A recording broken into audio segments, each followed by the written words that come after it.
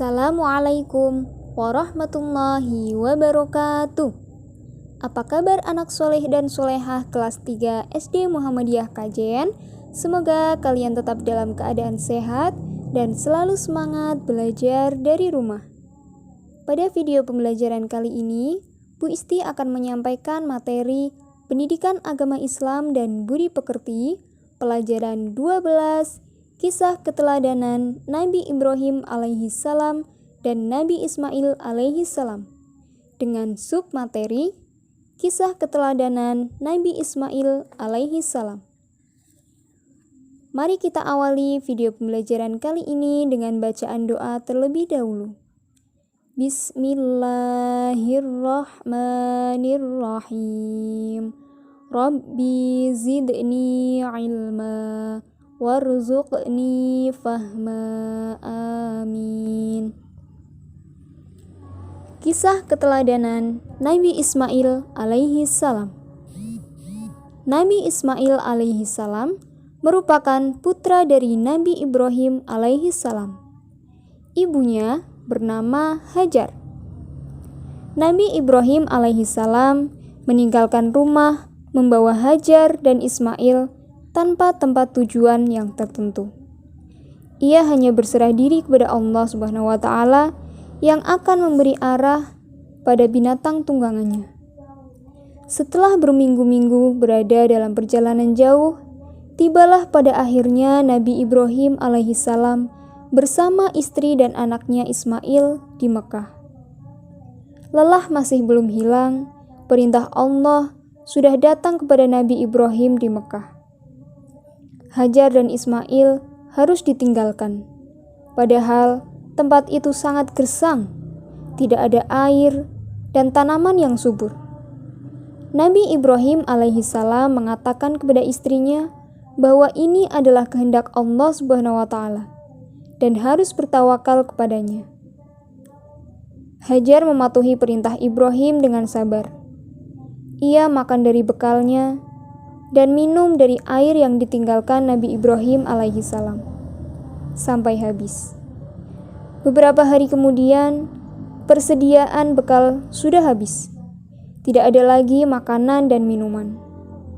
Hajar mencari air antara Bukit Sofa dan Bukit Marwah.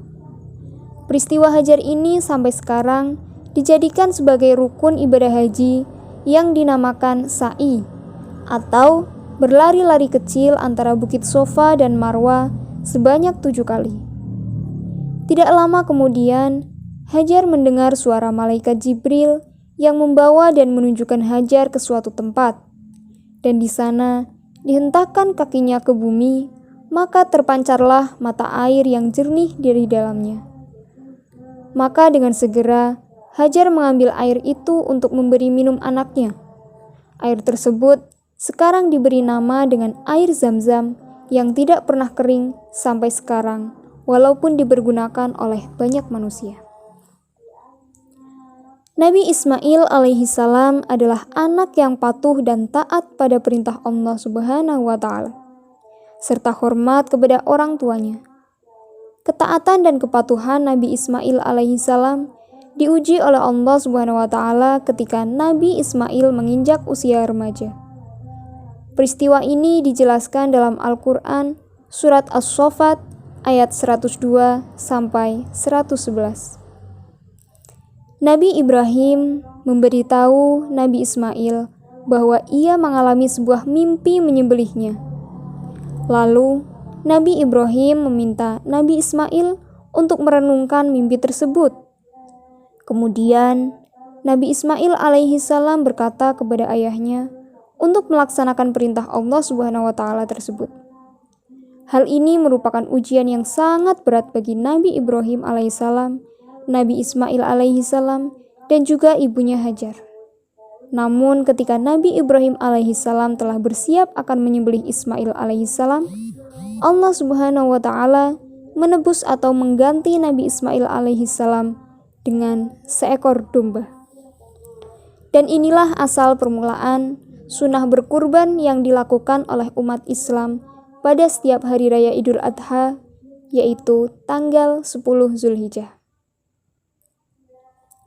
Pada suatu ketika, Nabi Ibrahim alaihissalam menerima wahyu dari Allah Subhanahu wa Ta'ala agar membangun Ka'bah. Hal itu disampaikan kepada anaknya. Nabi Ismail alaihissalam berkata, "Kerjakanlah apa yang diperintahkan Tuhanmu kepadamu, dan aku akan membantumu dalam pekerjaan mulia itu." Mulailah keduanya membangun Ka'bah hingga selesai, dan tempat Nabi Ibrahim alaihissalam berdiri ketika itu dikenal dengan Maqam Ibrahim. Kemudian Allah Subhanahu wa Ta'ala memberi wasiat kepada Nabi Ibrahim alaihissalam dan Nabi Ismail alaihissalam untuk membersihkan Ka'bah dari kotoran, perbuatan syirik, dan penyembahan berhala untuk orang-orang yang tawaf, yang iktikaf, yang ruku, dan yang sujud.